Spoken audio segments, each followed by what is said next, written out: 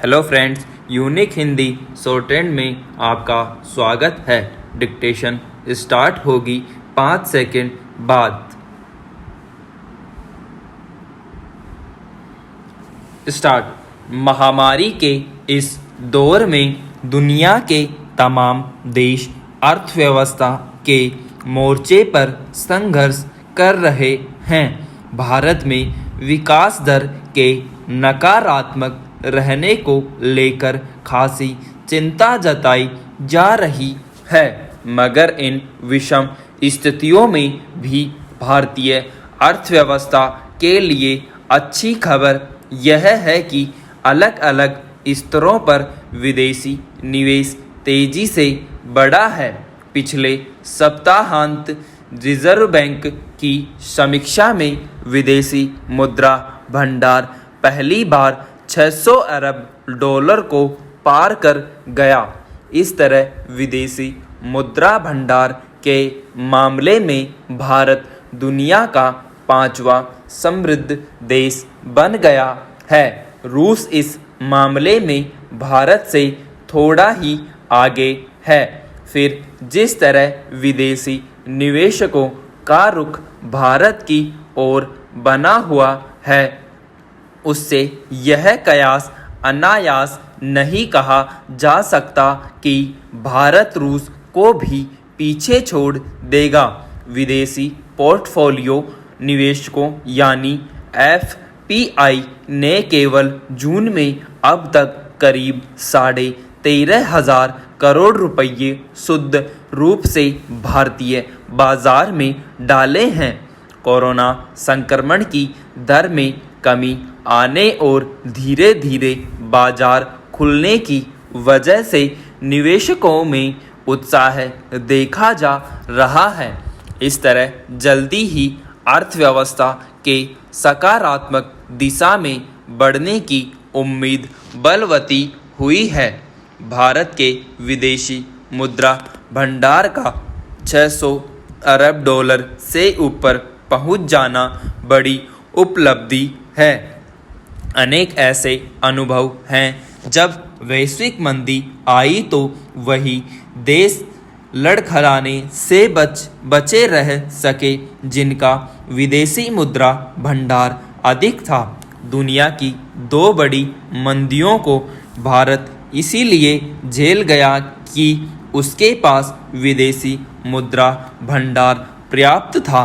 यहाँ तक कि 2008 की मंदी के समय जब अमेरिका जैसे विकसित देशों पर भारी मार पड़ी थी, तब भी भारत उसे झेल गया था, इसलिए कि अंतर्राष्ट्रीय लेन देन डॉलर में होता है और जिन देशों के पास इसकी कमी होती है उन्हें अधिक मुश्किलों का सामना करना पड़ता है, चाहे वह कच्चे तेल की खरीद हो या फिर अंतर्राष्ट्रीय देनदारियां। हर स्तर पर कठिनाई पेश आती है। इसलिए भारत इस मामले में खुद को ताकतवर महसूस कर सकता है, पर कुछ लोगों के मन में यह सवाल स्वाभाविक है कि ऐसे समय में जब कारोबार और बाजार बुरी तरह मंदी की मार झेल रहे हैं, महंगाई पर काबू पाना मुश्किल बना हुआ है। निर्यात के मोर्चे पर अपेक्षित कामयाबी दर्ज नहीं हो पा रही, तब भी विदेशी मुद्रा भंडार में बढ़ोतरी कैसे हो रही है। एक आशंका परोक्ष विदेशी निवेश को लेकर जताई जा रही है, जो एक तरह की आवारा पूंजी होती है और वह विभिन्न देशों में बाजार का रुख देखकर निवेश करती और वहां के शेयर बाजारों में खेल किया करती है। अगर उसकी वजह से कोष में बढ़ोतरी हो रही है तो इसे लेकर बहुत उत्साहित होने की ज़रूरत नहीं, मगर विदेशी मुद्रा कोष में बढ़ोतरी का एक संकेत यह भी होता है कि प्रत्यक्ष विदेशी निवेशकों का हमारी अर्थव्यवस्था पर भरोसा बढ़ रहा है। वे निवेश के लिए आगे आ रहे हैं। फिर भी कि कोरोना संकट के समय बेशक बाजार बंद रहे हों, पर ऑनलाइन बाजार बहुत तेजी से बढ़ा है। इस क्षेत्र को लेकर विदेशी निवेशक उत्साहित हैं। उधर चीन जैसे देशों में निवेश को लेकर भी कई निवेशकों का मोहभंग देखा गया है और उन्हें भारत में निवेश ज़्यादा सुरक्षित जान पड़ने लगा है। इस तरह उन्होंने इधर का रुख किया है।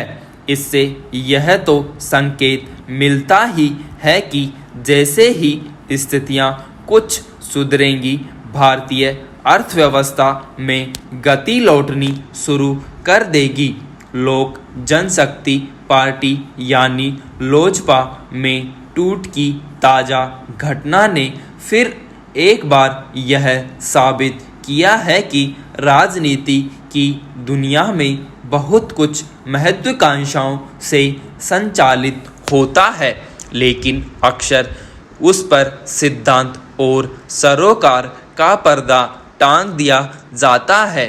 बिहार में पिछले साल हुए विधानसभा चुनावों के दौरान जब चिराग पासवान के नेतृत्व में लोजपा ने राष्ट्रीय जनतांत्रिक गठबंधन यानी राजग से अलग मैदान में उतरने का फैसला किया था, उसी समय कई बातें साफ थीं। पहली नज़र में यही माना गया कि लोजपा ने यह रुख दरअसल नीतीश कुमार के नेतृत्व वाले जदयू की ताकत को सीमित करने के लिए अपनाया था। हालांकि तमाम आकलनों के बीच चिराग पासवान खुद को प्रधानमंत्री नरेंद्र मोदी का समर्थक बताते रहे और कहते रहे कि वे राजग के साथ हैं, लेकिन चुनावी मैदान में उन्होंने भाजपा और जदयू गठबंधन के बरक्स 135 सीटों पर अपनी पार्टी के उम्मीदवार खड़े किए थे। नतीजे अनुमान के अनुरूप आए और उनकी पार्टी के महज एक उम्मीदवार को जीत मिली, मगर लोजपा उम्मीदवारों की वजह से करीब 2 दर्जन सीटों पर जदयू को नुकसान पहुंचा। जाहिर है यह नीतीश कुमार के लिए एक बड़ा झटका था, जिनका कद कम सीटें आने से कुछ कमज़ोर हुआ है। उस समूचे प्रसंग में पर्दे के पीछे यह खास बात दबी ढकी रह गई कि बिहार विधानसभा चुनावों में अकेले लड़ने के चिराग पासवान के फैसले से खुद उनकी ही पार्टी के ज़्यादातर नेता और ख़ास तौर पर उनके अपने चाचा पशुपति कुमार पारस सहमत नहीं थे। असंतोष की आग तभी लग गई थी जो अब जाकर अचानक भड़क गई दिख रही है। चिराग पासवान सहित पार्टी के 6 में से 5 सांसदों ने पशुपति कुमार पारस के नेतृत्व में पार्टी को बचाने का नारा लगाकर अलग होने की घोषणा कर दी।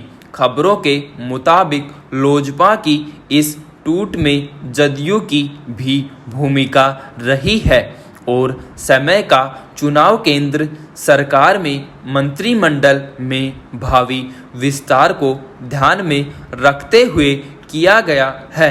अब देखना यह है कि पशुपति कुमार पारस के नेतृत्व में अलग हुआ धड़ा जदयू या भाजपा में विलय का रास्ता चुनता है या फिर स्वतंत्र रहकर राजग में अपने लिए जगह बनाता है। दूसरी ओर चाचा पशुपति कुमार पारस को मनाने में नाकाम रहने के बाद एक तरह से चिराग पासवान फिलहाल न केवल राजनीति के मैदान में अकेले रह गए हैं बल्कि परिवार भी टूट गया। हालांकि उन्हें बिहार में राजद के एक नेता की ओर से अनौपचारिक प्रस्ताव मिला है कि वे केंद्र की राजनीति करें और तेजस्वी यादव राज्य की, लेकिन चिराग का रुख अभी भी सामने नहीं आया।